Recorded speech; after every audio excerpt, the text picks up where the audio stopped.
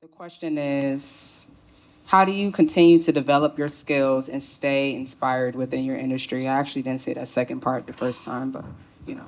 I think for me, being a continuous student, I was telling Daniel before this thing started, I will assist. Even though people think I am up there, my ego does not get in the way of me saying, all right, I'll come work in wardrobe today and get paid to return stuff so I can learn how that department works.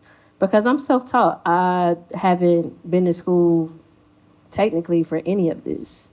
So any opportunity that I can get, I'm gonna like put myself in a position. And just recently, I've been leaning more into like my fine art side of all of what I'm doing.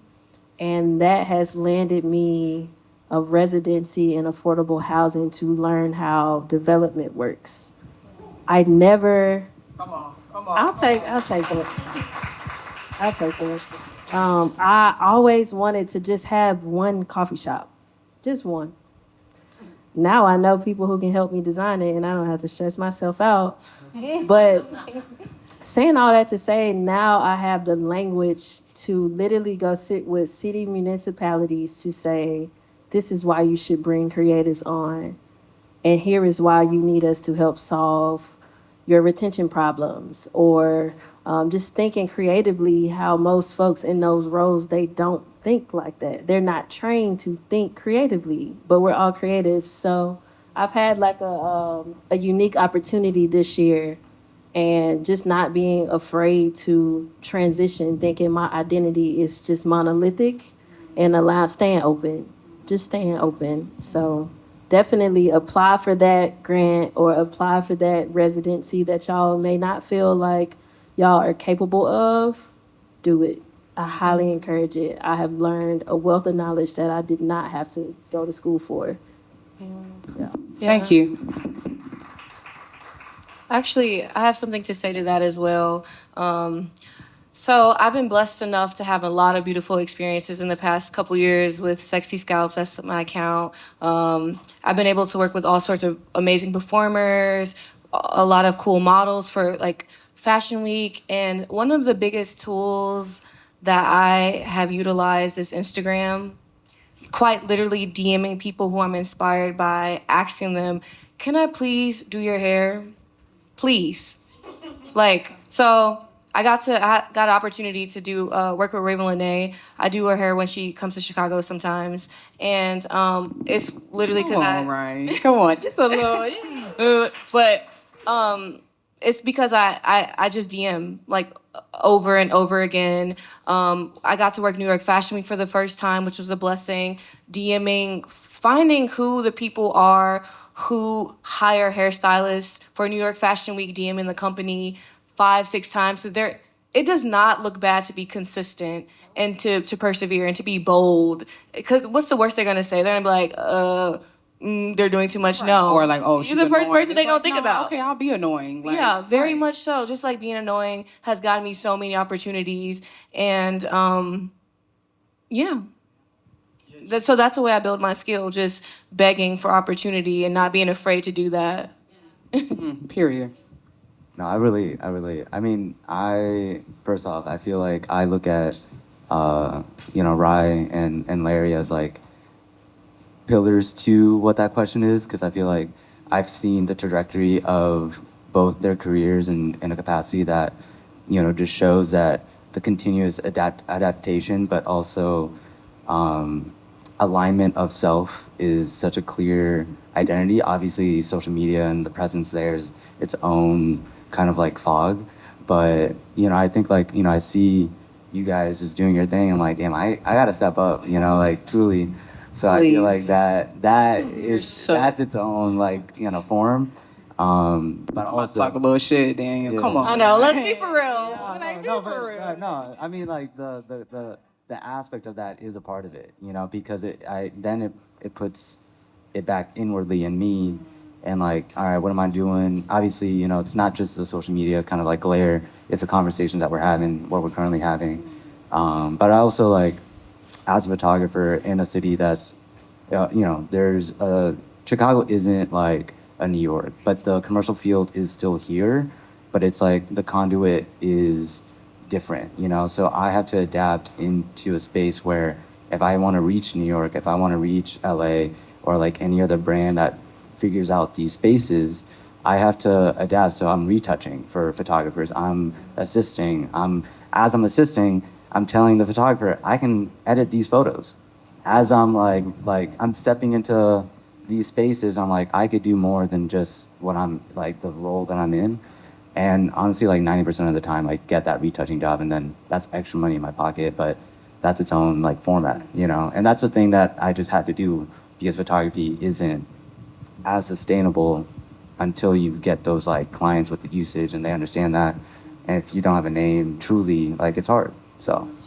And that's a good way too to, expand your network versus, like you said, like just being a photographer, right? But being open to like the different things that exist in that space. Like for example, like with Dennis, I'm like, Dennis, you're like a lighting wizard. Like you could literally start expanding like stage design, concerts. Already. Yeah. Already. I mean, he hooked us up today. You know what I'm saying? I'm like, kind of just start leaning into something different, but something that feels familiar, but feels good at the same time, right? And things that come easy to you. Like, think about, like, when you think about your role, like, as a product designer or as an architect or as a photographer or as a hairstylist, like, what goes into that process anyway? Like, when you think about the process of it and break it down, like, oh, I can assist somebody doing this, like, in this same role, right? So I actually had something to say and I completely forgot. So I think it just puts you in spaces that you normally wouldn't be in, and then it right. just allows you to, not only talk to the person that you want to work with, but the brands now see you as like a potential factor in their next campaign or project or whatever, what have you. It kind of just all trickles down and and then the trust, if you just say to somebody like, I can do this, and they believe you, that's it, Right. I actually remembered. Here we go. Thank you, Daniel. Just kind of piggybacking off of what Sydney said about assisting, wardrobe assistant. I'm not sure if you guys are familiar with the Ox Project. Another great, phenomenal, I'm about to gas, phenomenal photographer here in Chicago. I mean, it's literally sickening. But I asked them like, hey, anytime you need help on set, holler. So I've assisted with Ox about 3 or 4 times now, just so I can just see more about, like how other photographers do things on set. I don't know. There's so many things that I don't know. Okay, hey. Hey, I'm Ryan. But yeah, no, I agree to that, right? It's like, I don't mind stepping into a space and just being the assistant or being like the person helping, because that's how you make connection. That's how you grow. That's how you kind of identify too. Like, oh, I'm kind of weak in that. Maybe I need to sharpen that skill a little bit, or you know what I'm saying? So, yeah. And I think also there's the fact of like your peers being really good at that thing, pushing you to get better at it. Just like, I just remember a moment I sucked at making mood boards. They were terrible, like pure garbage. Damn. Yeah. So I just learned like, hey, like how's your imagery so good? Can you teach me? And also like they just help to communicate ideas. But what I understood is that I was really good at the reason why my mood boarding was not that good was that the ideas were just for me. Ooh. So I see it clearly. I don't need to communicate it to nobody.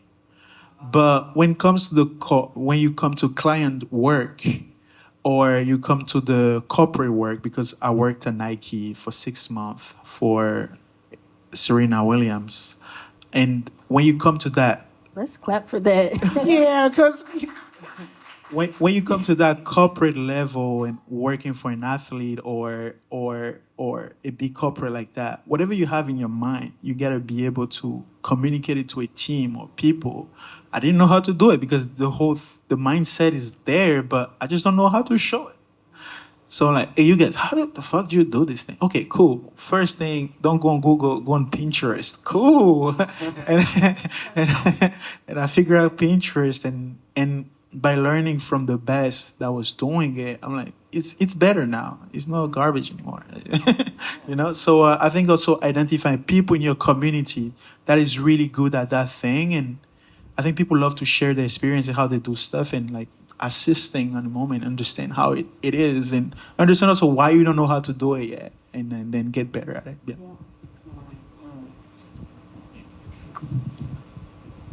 Question. Oh, I mean, I was jumping on what you said. oh yeah. but yeah, no. First of all, I feel really inspired right now to just start assisting more after like hearing you guys. So I've only ventured out into assisting for hair and the hairstylist I looked up to, but I love how you guys are like open to other crafts. And I think that's something that's essential. And I think it's inspiring because you never know what the next thing is. Imagine assisting for a photographer, and then the next 20 years of your life, you're a photographer. So that's cool. Yeah, I mean, I think for me, I just got into a position where I was like, all right, this photo thing is super dope, but I cannot pay my bills. So what can I do next? So that's like how I started working in government and with cities, because they got money, they got budget, and they do not know how to allocate it. So put together a pitch, email the community engagement folks or your cultural workers in government, because they have positions. And they have, so like I'm on a 6-month contract right now that's gonna be extended because I'm doing so good. Here. And like the only thing, I mean, like people are in place to do what I did, kinda.